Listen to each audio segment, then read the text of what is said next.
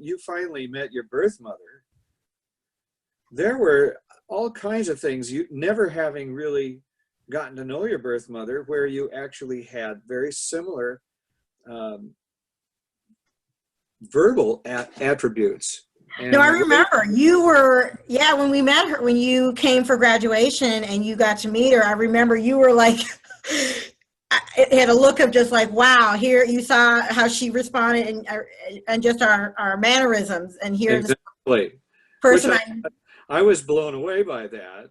And it took a while for the dust to settle, so to speak, and to figure out the differences in, in attitude, in belief systems, and so on, how to deal with people, and basic, um, well, how you treated other people and so on, yeah, and how you saw things and how you dealt with problems.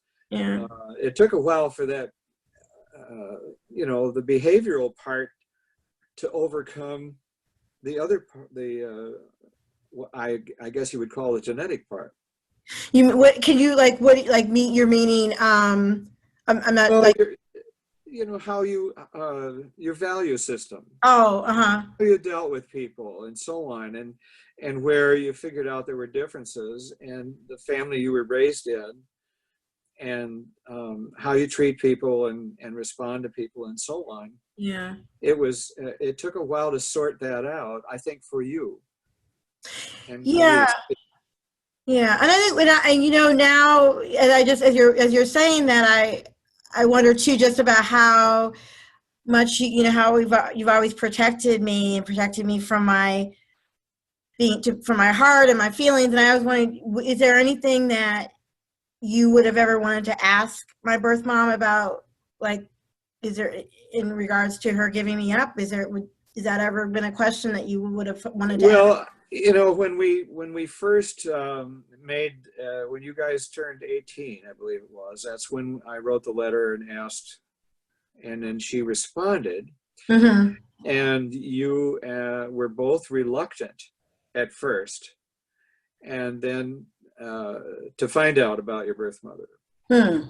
and parents. You weren't going to do it at first. Really? Okay. You Yeah. were very reluctant at first, and I understand that. And then I said, well, you initiated it. You wanted to do it, but then when it came to actually doing it, it was a little scary for you. Yeah. And so we talked, and I tried to say, you at this point, it's not fair for you to back out of it, because she's made the effort now after being asked, and so on. And then you agreed.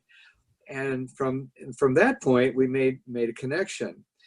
And then I found out, a little bit more about the situation, about her giving you up and why, and she was financially strapped, and had, the situation she was in, where she was dealing with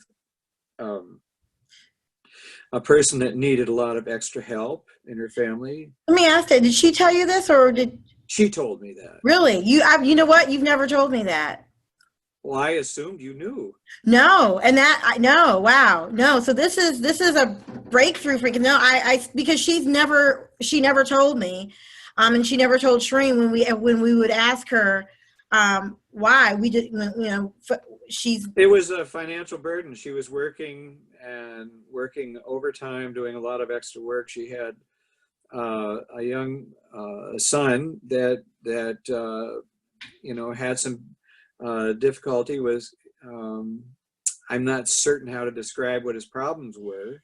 Yeah, he had a lot of health. He was not developmentally Yeah. fully there, and so it caused a lot of extra work, and there was no father around to help. So she was basically the breadwinner for, your siblings at that point, and she felt she just simply couldn't have another mouth to feed, and couldn't do the job she needed to do. Mm-hmm. So she gave up her children in love, really, not for any other reason than she felt she couldn't handle it. And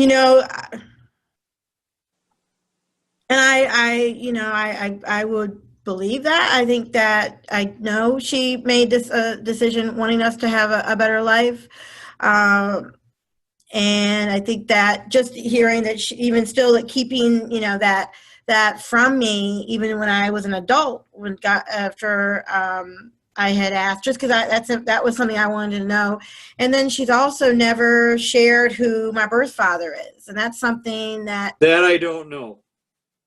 I don't think she, and I think it just again it speaks to there is a difficult there. I mean, it's not how it is painful for the birth mother to go through the process of giving a child up, but then when you have a child who now becomes an adult who wants to know some answers, Yeah. and then you don't give them to. I'm not certain about that. I know that part of it might be that since you and Shireen are bizygotal, in other words, not sharing the same father. No, and I don't know if I've talked to you about that before, but her oldest daughter has confirmed and said that we most likely have two different fathers. Yeah, and I didn't know what to do with that. Just a fact. Did she tell you that? No, I'm not. I think, I can't tell you. I think that information might have been given to us when we picked you up and got you. Wow. I think we knew that you were bizygotal. I'm not sure how we knew that. I think that was just simply like a medical thing, and I never really gave it a whole lot of thought. Wow. Well, Dad, we didn't have to deal with the person. Yeah. Whew. I'm just like right now, I'm having to catch my breath because there's just, but this is what it is, the journey that even now it's still it's still information. It's still things that, I don't know that now I do know. And it just helps me to become whole. And I also want to say that, the idea of raising twins is scary. It's not just giving up a child, but going from that she had, I think, 3 children at home.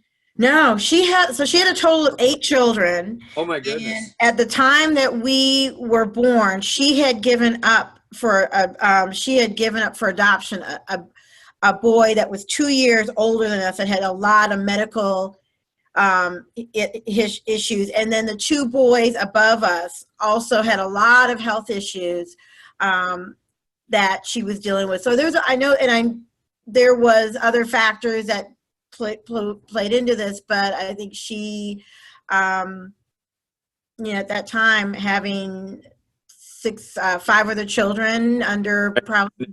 You think of adding 2 more is what I'm saying. That's